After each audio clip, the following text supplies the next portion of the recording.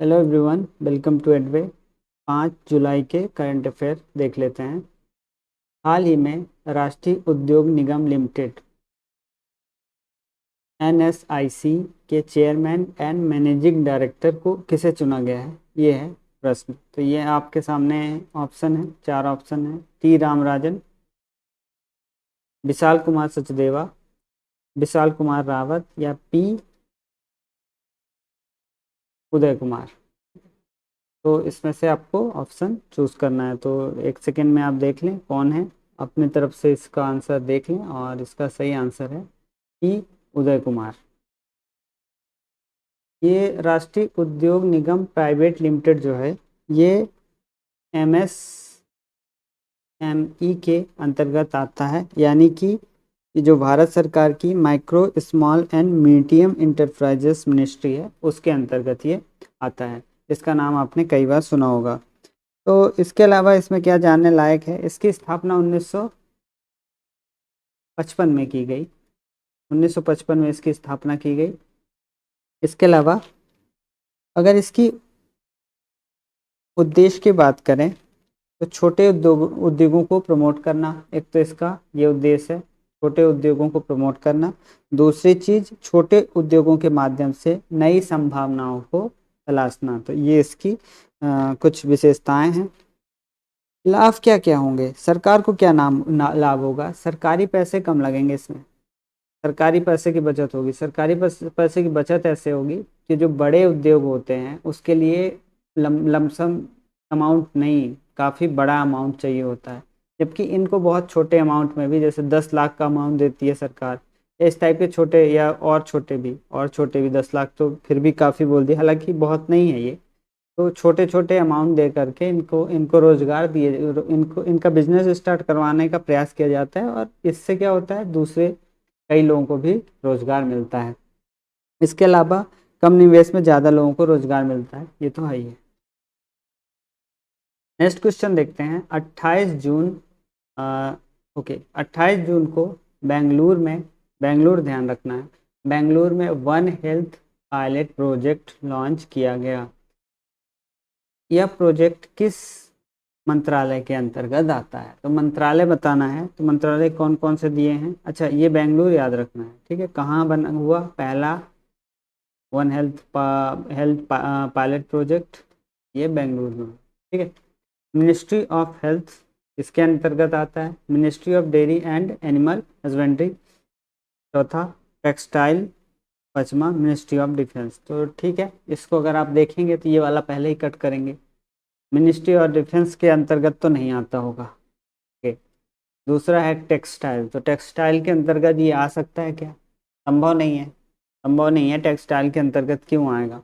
अब रह गया हेल्थ। हेल्थ के अंदर या तो ये वाला डेयरी वाला, ठीक है। तो इनमें थोड़ी कंफ्यूजन हो सकती है, बट इसका राइट आंसर है ये वाला, सेकेंड है ministry of dairy and animal husbandry. तो इसकी इसके उद्देश्य की बात करें, इसके उद्देश्य की अगर हम बात करें तो कोविड-19 महामारी या जूनोटिक बीमारियों के प्रकोप से रोकने हेतु समाधान तैयार करना। पहले से उद्देश्य इसका ये है कि कोविड-19 जैसी महामारी या जूनोटिक बीमारियां कोई होती है, उसके प्रकोप से बचाव के लिए पहले से समाधान। दूसरा लाभ इसके क्या हो सकते हैं? पायलट प्रोजेक्ट की सहायता से केंद्र को राष्ट्रीय वन हेल्थ रोड मैप को विकसित करने में मदद मिलेगी। दो चीज़ें ये हो सकती हैं। तो इन सब चीज़ों को याद रखना है कि उद्देश्य क्या है, उद्देश्य क्या है और लाभ क्या है इसके। नेक्स्ट क्वेश्चन देखते हैं। ओके, नेक्स्ट क्वेश्चन देखते हैं। चीन के नए हाईटेक विमान वाहक पोत फोजियान के विषय में कौन सा कथन सत्य है? एयरक्राफ्ट कैरियर है एक फोजियान, तो उसके विषय में ये हाईटेक है, थोड़ा सा एडवांस है, इसके विषय में कौन सा कथन सत्य है, ये सवाल है। तो फोजियान का नाम चीन के पश्चिमी प्रांत के नाम पर रखा गया, जो भारत के करीब स्थित है। एक तो ये है। दूसरा है लियाओनिंग टाइप 002। इसे वर्ष 1998 में चीन ने यूक्रेन से खरीदा था। तो दो आपके पास ऑप्शन है, देखना है इसमें से कौन सा सही है। पहला सही है पहला सही है लेकिन दूसरा गलत है, ये दोनों एक ही बात हो गई। दूसरा ओनली दूसरा सही है, दोनों गलत हैं। बस इसका देखेंगे, ये वाला फौजियान जो है, फौजियान, ये वाला नाम, ये वाला गलत है। ये वाला कैसे गलत है? ये पूर्वी प्रांत है, पूर्वी प्रांत। ये जो चीन का पूर्वी प्रांत है, मान लो ये चीन है और ये इंडिया है। ये बहुत अच्छे से मैं नहीं बना पाऊंगा। ये इंडिया है और ये ऐसा चीन जा रहा है इसके ऊपर से। तो ये वाला जो इलाका है ये नहीं है, ये यहाँ वाला जो इलाका है जहाँ उनकी सबसे ज़्यादा आबादी रहती है, वहाँ पे एक यहाँ पे इलाका है फुजियान नाम का, जो कि ताइवान के करीब है। यहाँ पे मान लो ताइवान है, तो ताइवान के करीब है, उसके नाम पर रखा गया। तो यहाँ पे ये वाला स्टेटमेंट इस वजह से रिजेक्ट हो जाएगा। तो पहला तो गलत हो गया, दूसरा भी गलत हो गया, क्योंकि पहला करेक्ट बताया हुआ है। तो इस तरह से इसको काट सकते हैं। जब पहला गलत है, या तो ये वाला होगा या तो ये वाला हो गया। इसको पढ़ते हैं, लियोनिंग टाइप 002, इसे वर्ष 1998 में यूक्रेन से खरीदा था। ये वाला बिल्कुल सही है और ये तो फैक्ट है। तो इसको तो आपको इस टाइप के क्वेश्चन तो ये तो याद होना चाहिए। इसको तो मान लीजिए जियोग्राफी के हिसाब से कर सकते हैं, लेकिन ये अगर याद है तो ठीक है, नहीं तो कोई मतलब नहीं है। तो कौन सा होगा इसका ऑप्शन? ये होगा सेकंड वाला, वो सॉरी थर्ड वाला होगा, only second right, first colour, ठीक, ये वाला हो गया। इसके अलावा एयरक्राफ्ट कैरियर की और कुछ बताएं तो INS विक्रांत भारत के पास है, INS विक्रांत और INS विक्रमादित्य, ठीक। INS विक्रांत और INS विक्रमादित्य दो भारत के पास है एयरक्राफ्ट कैरियर। तो इसी तरह का है ये, थोड़ा एडवांस है ये, थोड़ा क्या काफ़ी एडवांस है।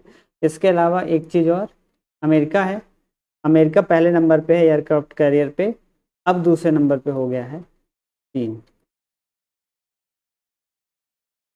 नेशनल इन्वेस्टिगेशन एजेंसी, इसका फॉर्म कब हुआ, इसे कब, इसकी स्थापना कब हुई, ये क्वेश्चन है। 7, 2008, 2009, 2004, 2005। इसका सिंपल सा आंसर है, फैक्ट है ये। इसको जानते हो तो ठीक, नहीं जानते हो तो ठीक, नहीं दे सकते आंसर कुल मिला के। 2008 में किया गया, जब भारत पे मुंबई हमला हुआ था। मुंबई हमले के बाद ऐसी इसकी ज़रूरत समझी गई कांग्रेस सरकार द्वारा, तो नेशनल इन्वेस्टिगेशन एजेंसी का फॉर्म हुआ। इसके बारे में इससे एक और क्वेश्चन है। ओके, नेक्स्ट क्वेश्चन है सेम NIA से ही है। वर्तमान नेशनल इन्वेस्टिगेशन एजेंसी के अधिनियम में क्या कौन कौन से अधिकार शामिल हैं? तो ये वाला क्वेश्चन है कि NIA को कौन कौन से अधिकार प्राप्त हैं। तो आप दो स्टेटमेंट दिए हुए हैं, ये वाला ये देखते हैं। मूल अधिनियम, इसको फर्स्ट डाल दो।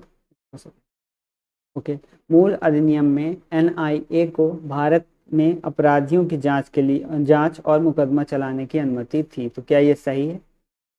दूसरा है संशोधित अधिनियम 2019 में NIA को अंतर्राष्ट्रीय संधियों और अन्य देशों के घरेलू कानूनों के अधीन भारत के बाहर किए गए अपराध के लिए जांच का अधिकार प्रदान किया गया है, ठीक है। तो इसमें जो है अभी संशोधन हुआ है, इसलिए ये थोड़ा इम्पोर्टेंट भी हो जाता है। ये भी सही है, ये भी सही है, मतलब दोनों सही है, इसका मतलब ये वाला ऑप्शन होगा। इसके अलावा पहले क्या है, जब ये 2008 में बना था, फॉर्म हुआ था इसका, तो इसको ये था कि जो घर में है अपने, अगर ये कुछ गलत करते हैं, इंडिया में अगर कोई कुछ गलत करता है तो उसको, उसकी इन्वेस्टिगेशन कर सकती है, ठीक है। अभी क्या है, क्योंकि थोड़ा सरकार मजबूत हुई, तो 2019 में थोड़ा सा अंतर क्या आया कि अगर कोई भारतीय नागरिक है और वो कहीं बाहर जा कर के, मतलब जैसे कुछ लोग IS ज्वाइन कर लिए थे भारत के, कुछ औरतें वगैरह, उन पे भी अब क्या है,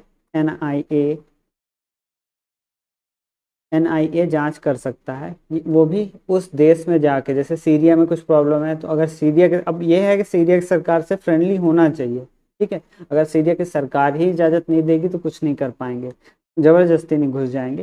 लेकिन अगर वहाँ की सरकार इजाज़त देती है तो ये बिल्कुल जा करके वहाँ जांच कर सकते हैं, लेकिन उनके जो कानून होंगे, उनके घरेलू कानूनों के अनुसार करना होगा। और भारत की संधि न टूटे, ऐसा नहीं कि कुछ भी करें जाके, ऐसा नहीं है, तो जा करके ये जांच कर सकते हैं। नेक्स्ट क्वेश्चन क्या कहता है, राज्यसभा का सभापति तथा उपसभापति उच्च सदन के सदस्य नहीं होते। ओके, दूसरा है, फर्स्ट वाला ये है। सेकंड क्या है, राष्ट्रपति के निर्वाचन में संसद के दोनों सदनों के मनोनीत सदस्यों को मतदान का कोई अधिकार नहीं होता, उनको उपराष्ट्रपति के निर्वाचन में मतदान का अधिकार होता है। तो फर्स्ट वाला जो है, इसमें एक प्रॉब्लम है। ये जो सभापति होते हैं, सभापति कौन होते हैं, उपराष्ट्रपति होते हैं, उप राष्ट्रपति होते हैं, ठीक है, राज्यसभा के। ये तो सच में सदन के सदस्य नहीं होते, लेकिन जो उपराष्ट्रपति होता है वो राज्यसभा के ही सदस्यों में से एक चुन के आया होता है, जो अगर ये ना हो, मतलब सभापति ना हो, मतलब उपराष्ट्रपति के ना होने पे सदन को संभालता है, या सभापति उस समय ये होते हैं। तो इस वजह से ये वाला क्या हो जाता है, गलत हो जाता है, क्योंकि इनका नाम है। अगर सिर्फ इतना होता तो सही था ये वाला।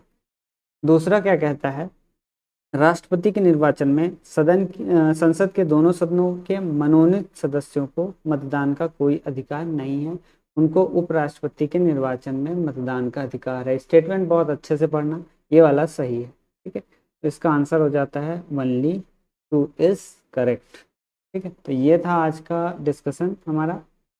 अगर आपको पसंद आ रहा है तो प्लीज़ इसे लाइक शेयर सब्सक्राइब करना, जिससे मैं आगे बढ़ा सकूं। और ये देखो, ये बताइए और क्या करना है, ठीक है, और कितने क्वेश्चंस बढ़ाने हैं, क्वेश्चन का लेवल और बढ़ाना है या नहीं। अगर बढ़ाना है तो मुझे बताइए, मैं और बढ़ाऊंगा और अच्छा करूंगा। और ये वाली सीरीज सुबह 7 बजे डेली आएगी, तो आप डेली इसे देख सकते हैं। थैंक यू फॉर वॉचिंग एडवेस स्टडी।